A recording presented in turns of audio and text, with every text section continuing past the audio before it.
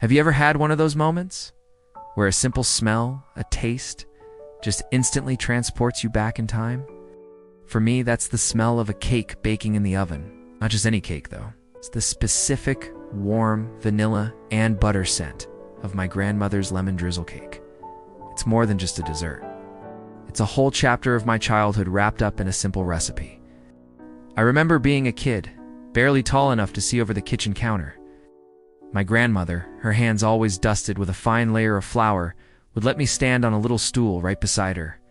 She never used a fancy stand mixer. Everything was done by hand, in a big chipped ceramic bowl that seemed ancient even back then. "The magic is in the making, not the machine," she'd say, her eyes twinkling.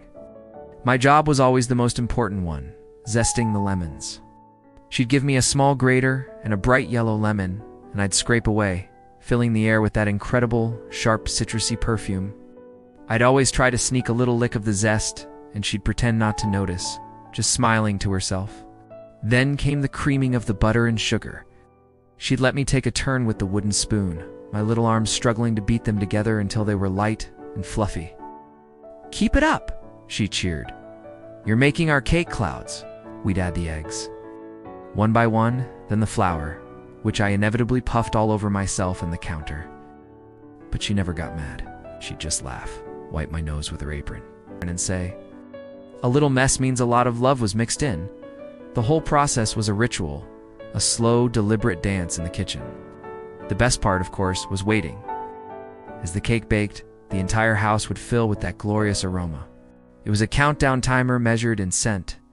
I'd sit on the floor, nose pressed against the oven door, watching it rise and turn a perfect golden brown. It felt like watching a miracle unfold.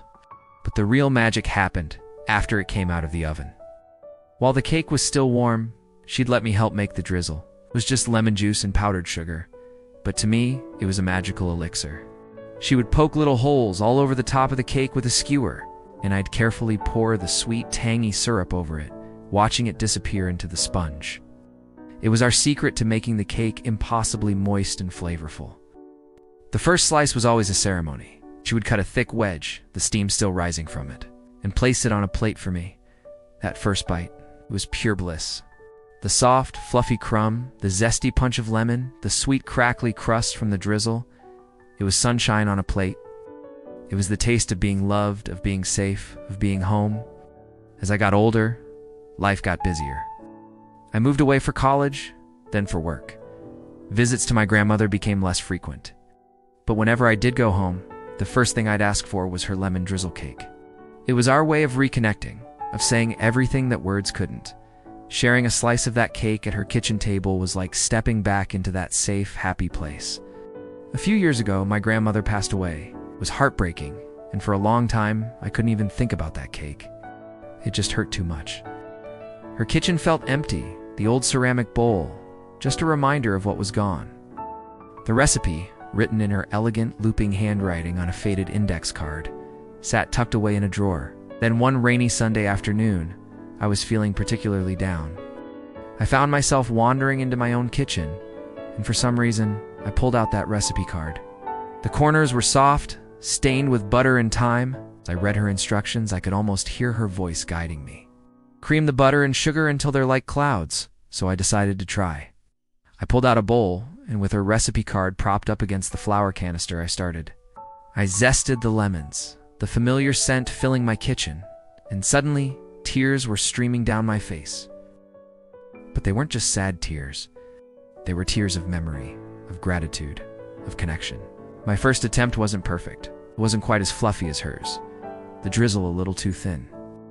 But when I took that first bite, it was all there. The warmth, the zest, the sweetness. It was her. It was as if she was right there in the kitchen with me, smiling and telling me that a little mess just means a lot of love was mixed in. Since that day, I've made that cake dozens of times. For birthdays, for friends who are having a bad day, or sometimes just for myself on a quiet afternoon. Each time, I feel that connection not just to her, but to the person I was when I stood on that stool in her kitchen. It's a reminder that the best things in life aren't complicated. They're made with simple ingredients, a little bit of patience, and a whole lot of love. That cake is so much more than a recipe. It's a story. It's a legacy.